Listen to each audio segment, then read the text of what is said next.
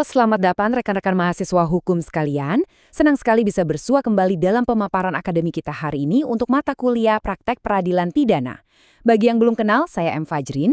Saya seorang advokat di kantor hukum Fajrin dan Rekan, serta akademisi dan legal expert di Pusat Konsultasi Bantuan Hukum, Fakultas Hukum Universitas Muhammadiyah Pontianak. Nah, hari ini kita bakal membedah sebuah isu yang jujur saja merupakan game changer alias pergeseran paradigma yang luar biasa krusial dalam sistem peradilan kita. Kita akan mengupas tuntas soal integrasi penyidikan dan penuntutan. Gimana sih sebenarnya sinergitas kelembagaan antar penegak hukum yang sekarang ini jadi kunci utama?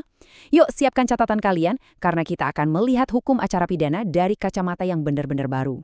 Rute perjalanan kita hari ini cukup padat, tapi pastinya seru.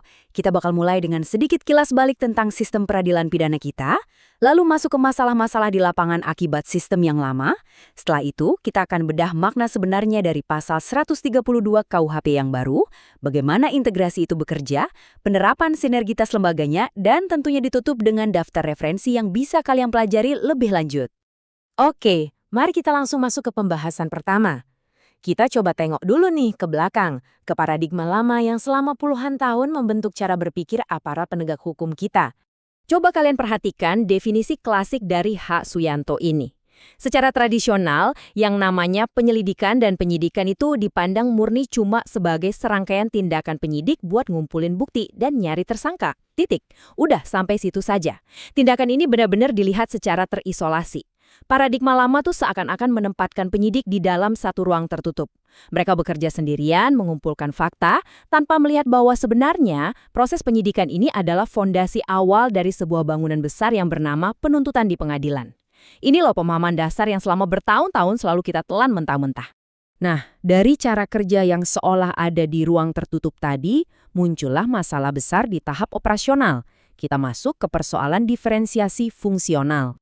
Kalau kita baca naskah akademik rancangan KUAP, KUHP 1981 kita itu menganut konsep diferensiasi fungsional. Kedengeran keren ya? Pemisahan fungsi. Tapi sayangnya, di lapangan pemisahan ini sangat kaku. Akibatnya, lahirlah fenomena klasik peradilan kita yang sering banget bikin pusing.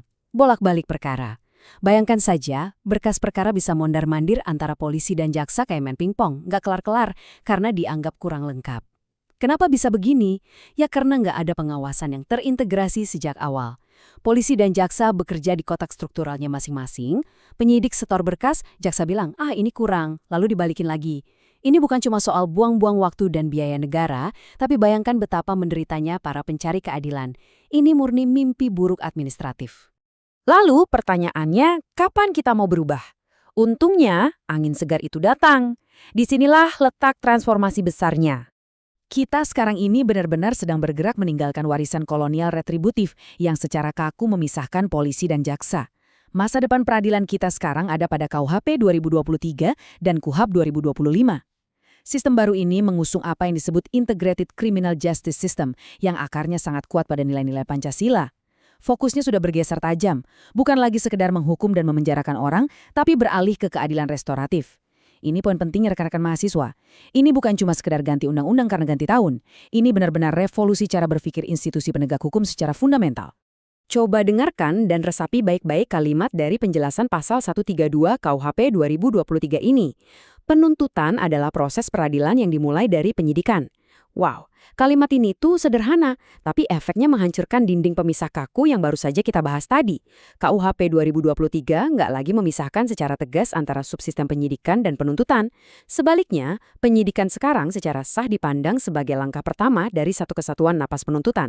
Jadi nggak ada cerita lagi tuh, penyidik jalan sendiri ke sana kemari tanpa arah dan petunjuk dari penuntut umum. Semuanya satu jalur. Teori penyatuan ini memang terdengar sangat ideal, tapi bagaimana sih persisnya mekanisme ini diterjemahkan ke dunia nyata?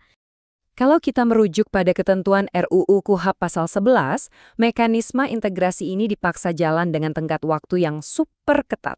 Begitu penyidikan dimulai dan ada bukti permulaan yang cukup, langkah selanjutnya krusial banget. Penyidik wajib, sekali lagi, wajib memberitahukan dimulainya penyidikan tersebut kepada penuntut umum paling lambat 2 hari. Cuma 2 hari bayangkan. Aturan ini secara cerdas memaksa polisi dan jaksa untuk langsung berkoordinasi. Penyidik sejak hari pertama sudah harus konsultasi dan minta petunjuk penuntut umum supaya berkas langsung lengkap. Jadi pas penyerahan perkara nanti, prosesnya mulus. Bye-bye drama bolak-balik berkas. Tapi tentu saja aturan sekeren apapun di atas kertas nggak akan jalan kalau lembaga-lembaganya nggak punya sinergi yang real. Sinergitas sekarang bukan cuma jargon basa-basi di spanduk, tapi mandat undang-undang dengan implikasi teknis yang jelas. Gimana caranya? Salah satunya lewat teknologi. Penegak hukum kita sekarang diwajibkan menggunakan SPPT-TI atau Sistem Peradilan Pidana Terpadu berbasis TI dan juga Case Management System. Semuanya dipaksa transparan secara digital. Dari sisi regulasi, kita juga melihat adanya MOU penguatan kolaborasi antara Polri dan Kejaksaan dalam menyambut KUHP baru ini. Mereka diwajibkan untuk bareng-bareng mengelola mekanisme restoratif justice.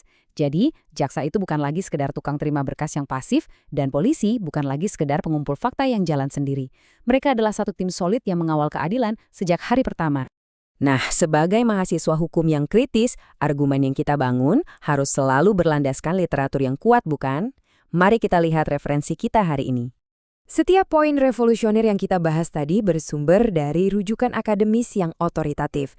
Kita membedah Undang-Undang Nomor 1 Tahun 2023 tentang KUHP dan tentunya UU Nomor 20 Tahun 2025 tentang KUHP. Selain itu, kajian ini juga didasarkan pada naskah akademik RUU KUHP dari teman-teman Asper Hupiki, tinjauan kritis yang tajam dari Institute for Criminal Justice Reform atau IJRS, dan pastinya literatur fundamental hukum acara pidana karya H. Suyanto. Menguasai referensi primer semacam ini tuh mutlak hukumnya buat kalian yang berniat terjun jadi praktisi peradilan pidana.